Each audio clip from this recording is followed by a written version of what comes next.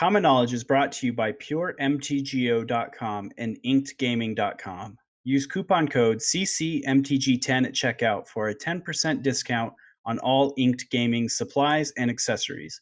You can support the show directly through Patreon at patreon.com/common knowledge.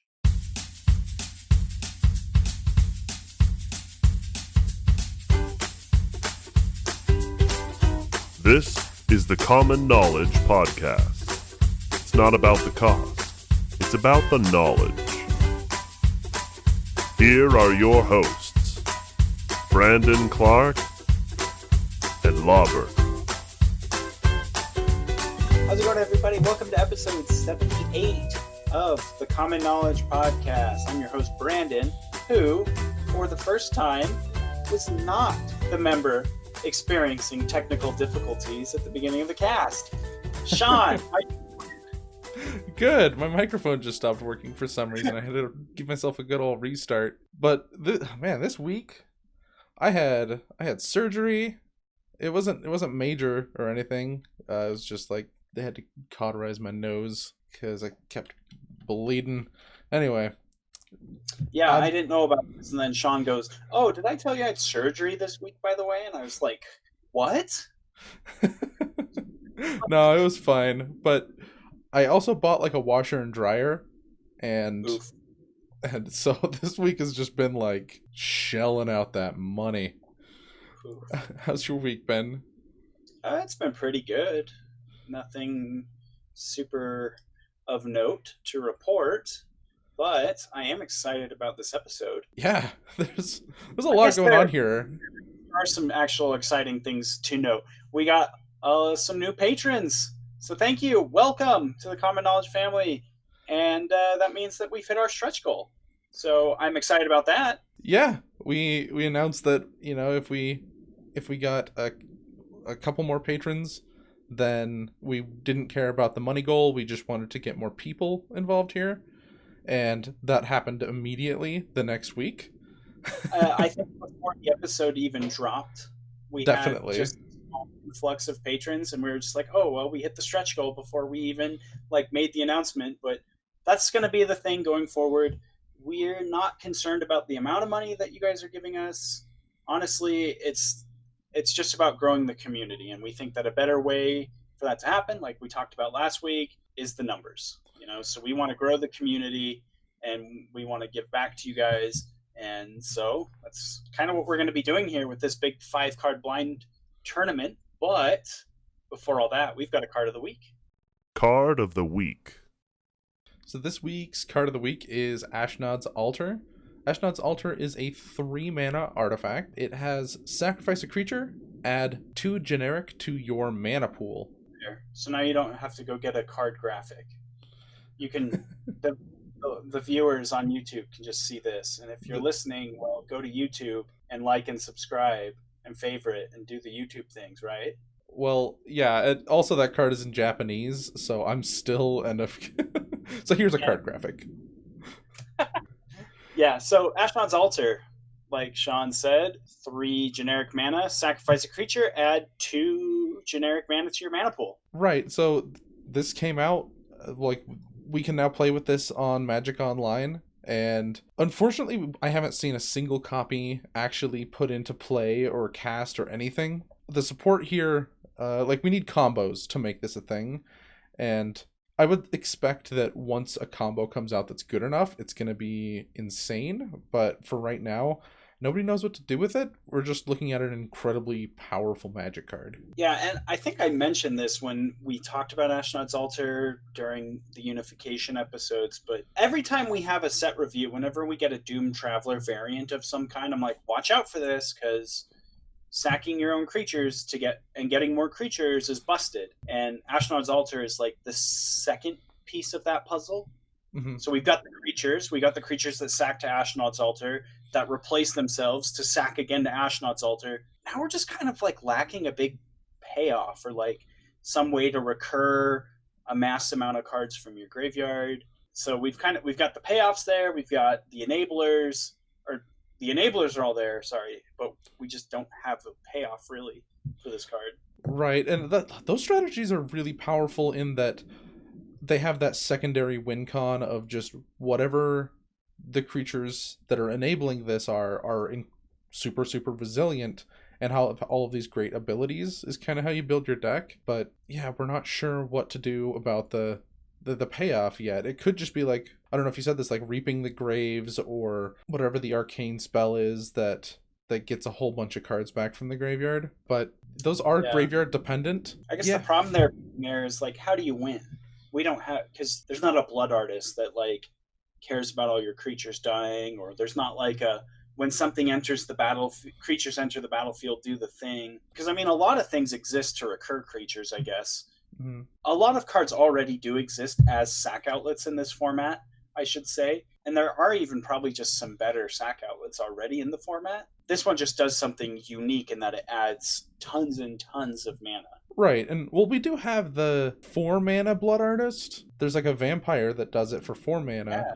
but yeah, we're not sure what's going on there yet. Like, we need like a Mere Retriever effect that it can just loop and trigger ETBs or something like that, and that would definitely work. There is combos with things like Ivy Lane Denizen, where every time a green creature enters the battlefield, you put a +1/+1 on something, and you can just loop infinitely with that. So this definitely can generate infinite mana already.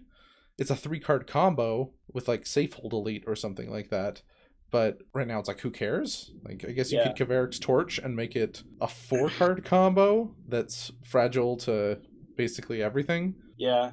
And so I think that's why cards like Ashnod's Altar don't work very well in constructed formats. They work the best in, or constructed, like, I don't want to say real constructed formats, because I'm about to like say why this card's good in Commander. And that's yeah. A real constructed format, but like, part of the thing that makes Ashnod's Altar busted is usually like your other combo piece is your Commander. So it's always there, and so it's not hard to find. And then, and especially in a format like Pauper where we don't have good tutors, we don't have great mana, so it's hard to like play a bunch of different colored combo pieces in your deck. It just makes like there's just a lot of things working against this card. Right. Yeah. I actually this week I think I took this out of my cube that I made a tweet about. I wanted to know if I should replace all of the lands in my cube with snow lands, which I think I plan on doing. Like, people voted and it came back like overwhelmingly like, yeah, just do it. I liked my advice. Was yours the terrible advice that was just like random assortment of core set basics with some white borders thrown in, but don't take Scred out of the cube? He's just trolling. Anyway, are you ready to get into the main topic? Yeah, because we got an exciting main topic. Main topic. So we've kind of got a two-parter for our main topic, because, it's going to be an exciting couple weeks. So first, we're going to go through the 5-card blind tournament, especially for you any new listeners out there. We're going to describe what that is, the rules, how you can go about submitting your deck to us for the tournament, and the prizes, what we're going to do for you guys. And then following that, we are going to talk about Grand Prix Las Vegas, Magic Fest Las Vegas, where Sean and I will be playing in the Pauper Challenge.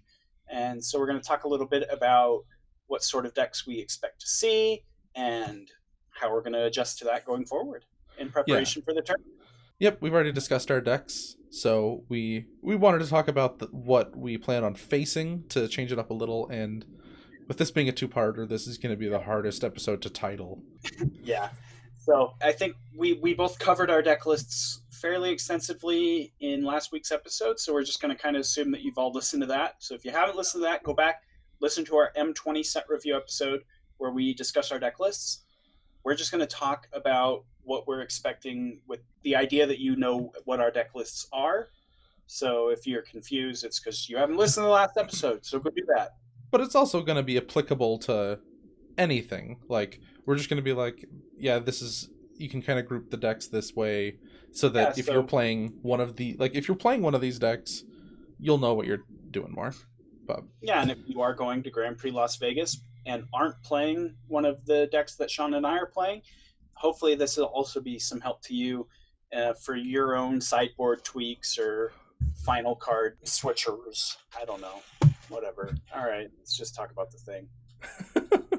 So our thing. So what is 5-card blind? It's a tournament where you have to submit a 5-card deck. Pauper legal Cards, with the only card being banned is Empty the Warrens, because, of course, you could play 4 Lotus Petals and an Empty the Warrens and immediately storm for 5 and just have 10 goblins out in the first turn of the game. It's pretty hard to deal with that unless you're like, it kind of becomes like a do you have electricity type of matchup, and that's not fun. But you can use any card from MTGO or not, whatever, like anything on the Pauper, anything Pauper legal with a Pauper legality at this point. At the time that we came up with this idea was MTGO, but that's since changed. So right, yeah. So I'm just reading the rules here, and yeah, that's out of date. But all 5 cards start in your hand. If you go to draw a card and you're not able to, you don't lose the game. So the games are always decided as like a win, draw, or tie, just based on what you play. The decks are both played by Brandon and I. So you're going to submit the decks. We're going to be able to see what the opponent is playing. We're just going to have all 5 cards laid down. And we make the optimal play every time. If the optimal play is, I can't win, so if I just do nothing, then we tie. Like, whoever blinks first, then we just tie. And we go through brackets, like pods of 8, where we just play all the decks against each other, give points for win, lose, draw, and the winner of each pod will move on to, like, the finals pod. If you win a matchup, you get 3 points. If you draw, you get 1 point, and of course if you lose, you don't get any points. Yeah, so it's going to be round robin within the pods, right, leading up to the final pod, which will be single elimination, right? Top 8 style. One common question that I didn't think I had to explain is you do have to play lands. Yeah. So if you plan on, let's just use, I don't want to throw out deck lists here. I'm trying very hard to avoid that because I want you guys to come up with your own. If I know if I say something, then it's likely that some people won't play that because they're like, well, he said it on there, or they'll meta against it. So I'm going to say Delver of Secrets, since there's no cards on the top of your library. You'd be playing a 1/1, and that would be terrible. If you're playing Delver of Secrets, you'd have to put at least an island in your deck. But some common things people do is, oh man, I don't want to talk about what the common things are even. There's some cool suspend creatures, I'll say that. There's cheap land destruction spells, dazes, just to kind of give you an idea of what the meta would kind of look like. Huh? This is banned. Not in this, it isn't. Oh. Only Empty the Warrens is. Oh, okay. Oh, yeah. Okay. Gotcha. So we're not following the Pauper ban list with Empty the Warrens in it. No. Just any card ever at common minus Empty the Warrens. Okay. Yeah, it's kind of neat that limiting your deck to 5 cards invalidates the entire ban list. Cranial Plating is not that exciting anymore. Hymn to Turok, like, that's okay. But there's also a chance that your opponent has already vomited their hand on turn 2 because it's a 5-card hand. And Sinkhole? You can definitely play Sinkhole. They could also, like, who knows, maybe they don't care. You can play Cloud Post. But a lot of the best decks, when I've seen this format played, don't actually utilize a lot of these banned cards because it's a completely different format. Cool. Fair enough. So we've gone through all the rules. We've talked about our ban list. Should we talk about prizes? Yeah, I'm super excited about this prize pool. Yeah, so we will be giving away MTGO credit, courtesy of our sponsor, puremtgo.com. We are going to give them away in the form of, like, certificate codes. So we'll send to your email if you win. We'll send to your email the code with the pin, and you can use that to redeem that amount of store credit on puremtgo.com. But just side note, the puremtgo.com store credit is actually funded through mtgotraders.com, And MTGO Traders is one of the biggest online card distributors there is. So these are like really good credits. I use, not just because we have the sponsorship, before I ever got it, that was the only site that I ever used was MTGO Traders. So I think that these prizes are amazing just in terms of like what you can do with them in terms of Pauper. Yeah, so we'll be awarding store credit to the top 8 players. 8th and 7th place will be awarded $15 store credit. 6th and 5th place will be awarded $25 store credit. 4th and 3rd place will receive $35 store credit. 2nd place will receive $50 store credit. And 1st place will receive $100 store credit. The best part about all of this, like, this is a $300 prize pool, is that there's no entry fee. So, and it's available to patrons and non-patrons alike. You can only enter once. You know, if we catch you trying to enter multiple times, we will just disqualify you. And what we need from you is an email to commonknowledgemtg@gmail.com with your Magic Online name and the 5 cards you want in your deck. So like Island, Days, Delver of Secrets. And that's good. Huh? That sounds like a good deck to me. I don't into that 5. If Delver of Secrets were playable in any Pauper format currently. Well, we haven't discussed this yet. Are we entering this, Brandon? I think that would be entirely unfair. No, we are not. I have my favorite deck in this format, and I'm gonna put it in there just kind of to see. Sean will his deck against everyone else's deck to see how it fares, but it's not going to be part of the tournament. Definitely. I just can't help myself. I love it. And I have no idea about anything regarding this format. I don't even know if I want to try to create deck lists for this. I just have no idea what's even going to be going on. So I'm super excited to see what everyone brews up. But yeah, so just an email to commonknowledgemtg@gmail.com. We need your MTGO name, the names of 5 cards, and that's it. You'll be entered. We just need your submissions by September 31st. Any submissions after that won't be taken. So get everything in before September 31st, because midnight September 31st, that's it. We're not going to take anything else. We're going to be, Sean and I will be playing the pods, I guess, sort of each week. And we'll sort of announce like the big winners of each pod in the show that we release each week. And then at the end of October is when we're going to have our top 8. And so end of October, first week of November is when that announcement for the big winners will be made. Yep.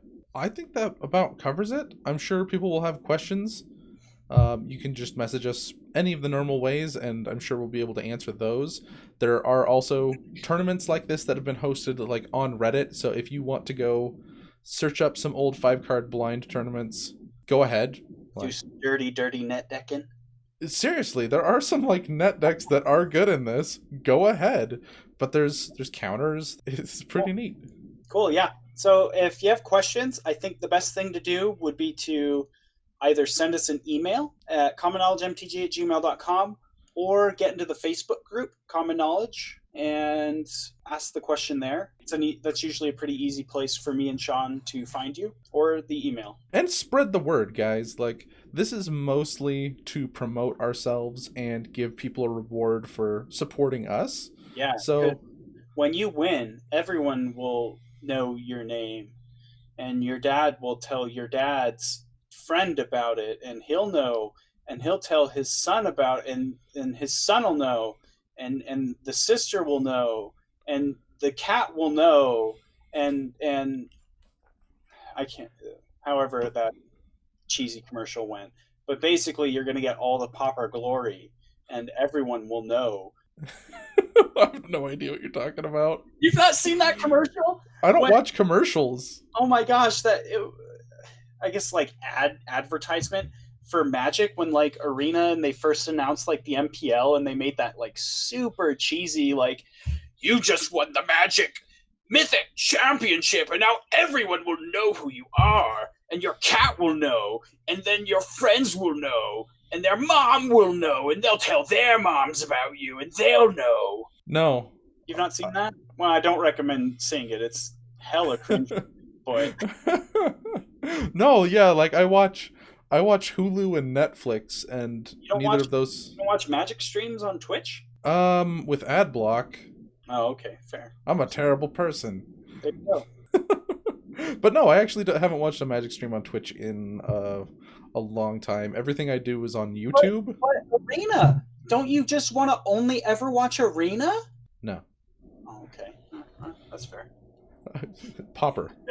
I think that's probably 70% of the Magic population's reaction. Hey, can we watch Grand Prix coverage? No, go watch an Arena stream.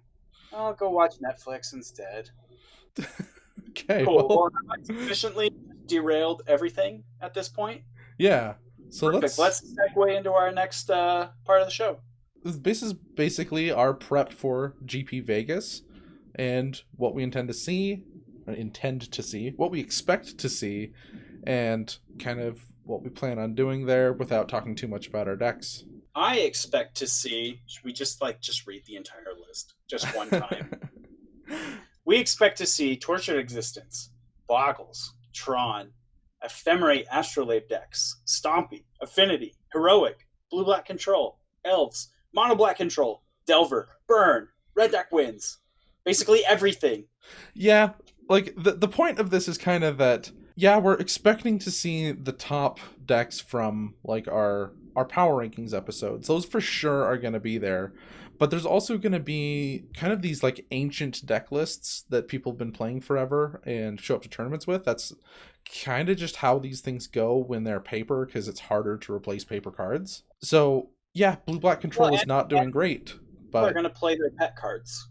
oh yeah. People are just going to play the cards they like to play, and especially at Grand Prix Vegas or Magic Fest Las Vegas, it's just such a big celebration of Magic that you get all kinds of players, casuals who play once a year, people who only turn out to pre-releases, super hardcore spikes. Like every type of Magic player is going to be at this event, and so I don't think you could sit down at a match. I don't think you can ever sit down in a match and just be surprised. Like, oh, I wasn't expecting to ever see this deck. Like, no, like you will see it all. Yeah. I think that you like the numbers also change. Like the first thing we put on the list was Tortured Existence, because every time we've gone to a big popper event, we see just tons of Tortured Existence pop up because there's so many people that people just like it. It's easier to play in paper.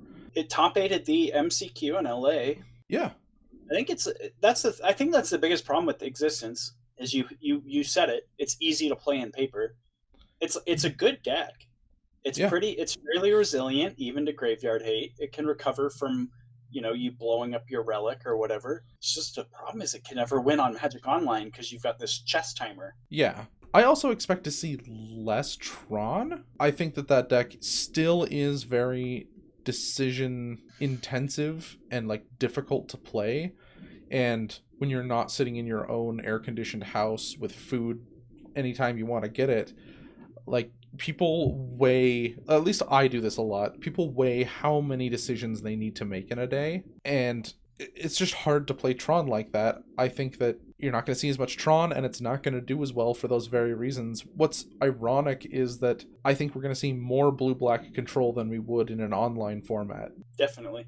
Blue-Black Control is sort of a fan favorite in the format. A lot of people just love it, and I know that it's prevalent at the local Oasis Games meta. Like, it's a deck that's on my radar for the Invitational that's happening on Tuesday, which I plan on playing in. People just like it. It's a cool deck. People play it. And then the rest of our list is just a lot of really linear aggressive decks. Those strategies are always just solid. People are going to play them. Boggles won the MCQ in LA. So I think, going into a big tournament like this, the meta is just going to be so open and so diverse. I think that what you should expect to see is the unexpected. You're just going to play against something new probably every round, and you just need to be really just ready for anything at the drop of a hat. Yeah, like those sideboard cards that you want to put in that are like kind of specific. Like we had a post on the Facebook where someone was saying, is Auraflux a good viable sideboard card?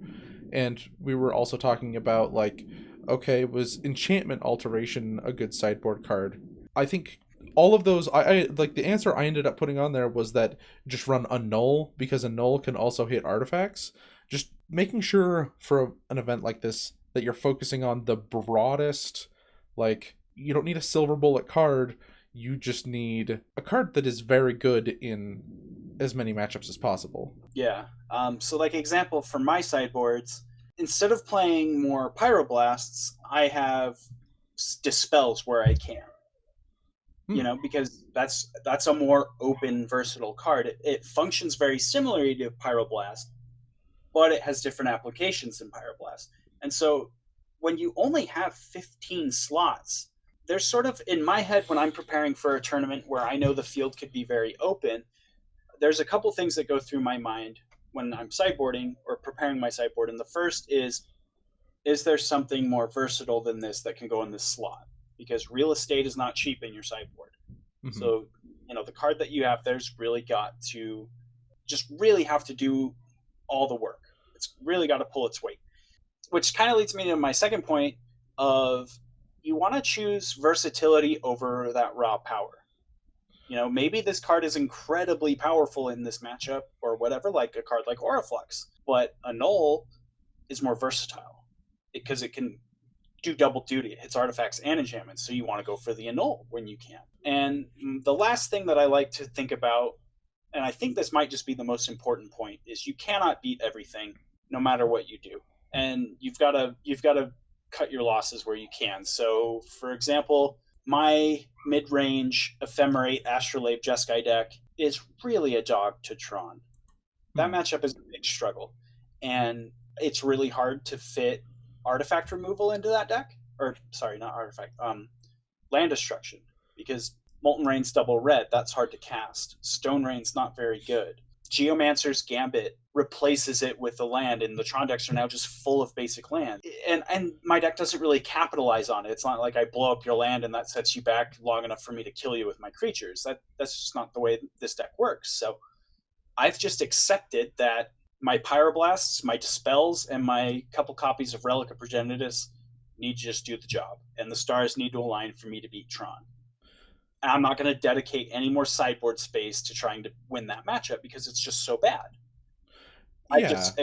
That's a loss, and I'm going to use that valuable space in my sideboard for things that are manageable. Things that are like, okay, this matchup's kind of tough, but I can fit in, you know, this sideboard card here, and I can turn that matchup, you know, into a positive game 2 matchup or something like that. You know, right? Yeah, and since we see more diversity in a format in a tournament like this instead of Magic Online, where I think that people mostly play the same few decks that have been refined down to like these are the best ones.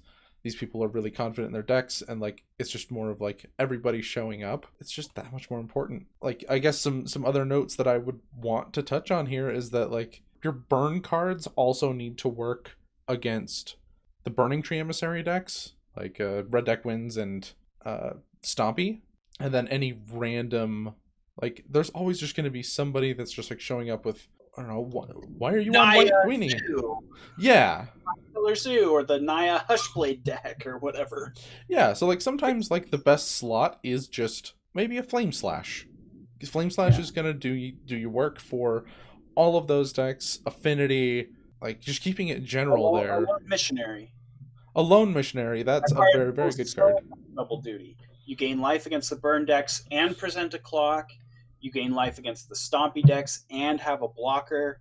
That's the kind of versatility that we're thinking about when we're going into sideboarding like this.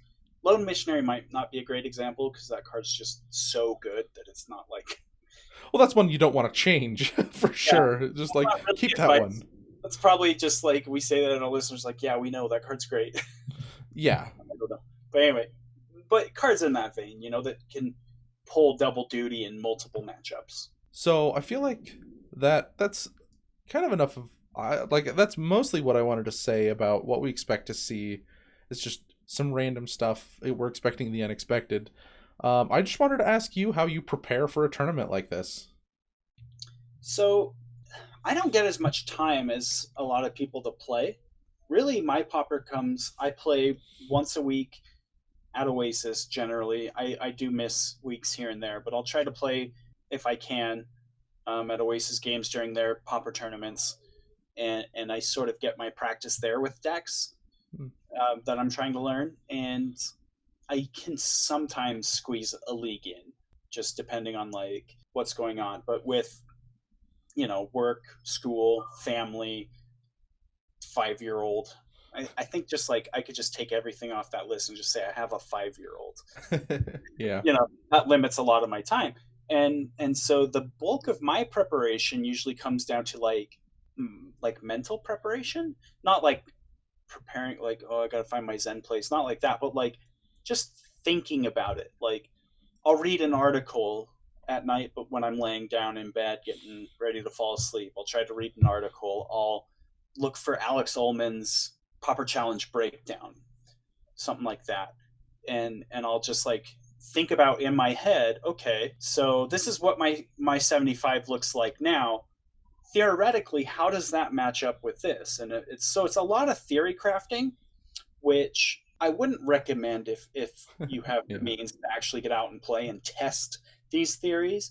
But for me, who doesn't, it's a lot of theory crafting, and it's a lot of, okay, in theory, I believe that this should work, so I'm going to try this out at my next tournament. And mostly I just use tournaments as my testing. So I go play a Pauper tournament during the week, and it's like, this is my opportunity to test a theory, and I'll try to see if I can figure it out there. Again, that's obviously not optimal because it's such a small sample size, and I can have something flawed in my thinking. I mean, I would recommend, if you can, just play Magic Online as much as you can. Obviously, people have lives. You can't, I'm not a professional Magic player. I don't dedicate all possible free time to learning this game and mastering strategy and everything. So that's sort of the best I can do on my limited time. And I think it's worked. It's worked well enough for me, I would say. So far, I've had enough success in Magic to be fairly pleased,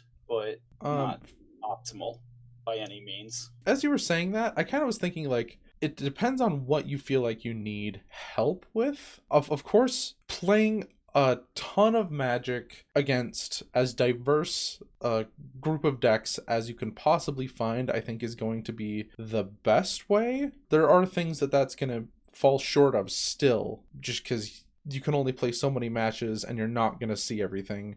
I went the first, 3 or 4 months against when Boros Bully was first created, not ever playing against it. So I think if like you have any problems with punts or mechanics, decision making, things like that, that's where you want to really, play a lot of Magic and make sure you can find that zen place where you can keep making the right decisions. That's not so big of a problem for me anymore. I need to make sure that there's nothing that is going to come out of nowhere that I don't expect. So I just read a lot of deck lists is one of the things I do. Like I'll just go through the entire Pauper challenges and just be like, oh, what's this person doing? Okay, is there anything unexpected in here? And like scour it to make sure there's not like secret tech or a sideboard card I don't expect, a different angle that they want to take. Something like that I'm just always like looking out for. And I think you can't really get that a lot of other ways other than just like reading them. But I'm very much, that's my learning strategy. Like my main learning ability is if I read something, I know it. Like I'm a very slow reader, but my comprehension is very good. So if I read a bunch of deck lists, that's going to help me the most. Whereas some people, maybe they need to watch someone else play Magic and have them talk through decisions. That's not going to be very helpful unless you're on the same deck as them. And I know like in Pauper YouTubes, most of the YouTubes are brews. And so I would stay away from those since, that person's going to know their deck really well. They're going to be like, oh, well, I have to play around XYZ. Well, you're playing something completely different. You don't have to play around that. You've spent 2 hours watching a video that isn't applicable to specifically you. So just reading a lot and not like articles, because like that's just how I do it. But like Brandon gets a lot of value out of articles. So I don't know. I think it's interesting that we prepare for the same thing in a different way. Yeah, but I don't know, kind of similarly. That's true. You know, it's a lot of like on both of our ends, theory crafting of like not theory crafting, but it just like, you know, you look at deck lists. I read strategy articles. I like to know just like what's happening in the meta a lot. And so I really love Alex Ullman's challenge breakdowns. You know, he does an incredible job of presenting the data just like really easily there for you, and you can get a lot out of that. Looking at deck lists too is also just super helpful because you want to know, like Sean said, you want to know every possible avenue that this deck could take so that you're never, you know, caught with your pants down or whatever. Like they do something crazy and you're just like, oh, I had no idea this was even, like, this card wasn't even on my radar. I wasn't prepared for it at all. I got blown out. But you could have that on your radar and just know that, like, hey, what if they have this card? What's the worst case scenario? And if I get blown out, okay, well, can I play around this while also playing around the other XYZ cards that they could have? And maybe the answer is no, I can't. And you just say, well, they probably don't have it. And if they do, bad beats. But, you know, maybe you're in that situation where it's like, I can play around it and it's going to be strategically advantage for me to do so. And it pays off. And you're not going to know that unless you're looking at deck lists, kind of just being enthralled in the meta. Like look at what's 5-0ing leagues. Look at what's top 32ing challenges. You know? I feel like most people know what they need. I don't remember what podcast I was listening to, but somebody asked, like, the person knew like 10 different languages, and he's like, man, how do you know so many different languages? What's your secret? And the guy was just like, study. Like that was it. He was just like, you just sit down and try to learn a language. Like, why don't you know this? Like, I don't care if like you feel like you need to goldfish your deck. I feel like I don't do that anymore because I already have all the interactions and I'd rather spend that time playing. But if you need the confidence to just know, like you're playing elves and you just need to know what's the chances that this one land hand gets there. Like, how does that feel? Should I cast my elves or should I cast my Lead the Stampede? Then that's what you need. If that's what you have time for, study any way you can. I think that's enough. Do you want to close us out? End times. Thanks everyone for listening to this week's episode of Common Knowledge. If you like the show and would love to find a way to give back, you can do so at patreon.com/common knowledge. There you're going to get access to all of our great Patreon perks, the Common Coliseum, as well as be eligible for our Card of the Week drawing. Also available at the Patreon page is our spreadsheet that Sean keeps with all of the power rankings from past months. That is available to every listener. So even if you're not a patron, you can find that there. Thank you to our sponsors, puremtgo.com. Thank you to our sponsors, puremtgo.com and inkgaming.com. Use that coupon code CCMTG10 to get yourself a 10% discount on all Inked Gaming supplies and accessories. And don't forget to check us out on YouTube. Hit up the Constructive Criticism YouTube page for all sorts of amazing Magic the Gathering content. And if you're watching us on YouTube now, don't forget to give us a like and subscribe and all that other fun YouTube stuff. If you'd like to get in contact with us, you could do so at commonknowledgemtg@gmail.com. Submit all of your questions, comments, concerns, whatever it is. We love getting listener emails.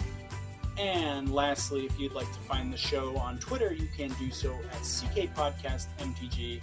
We're also on Facebook. We've got an awesome group. Just search for Common Knowledge. You can find that there. You can find me on Twitter at bclark_CK.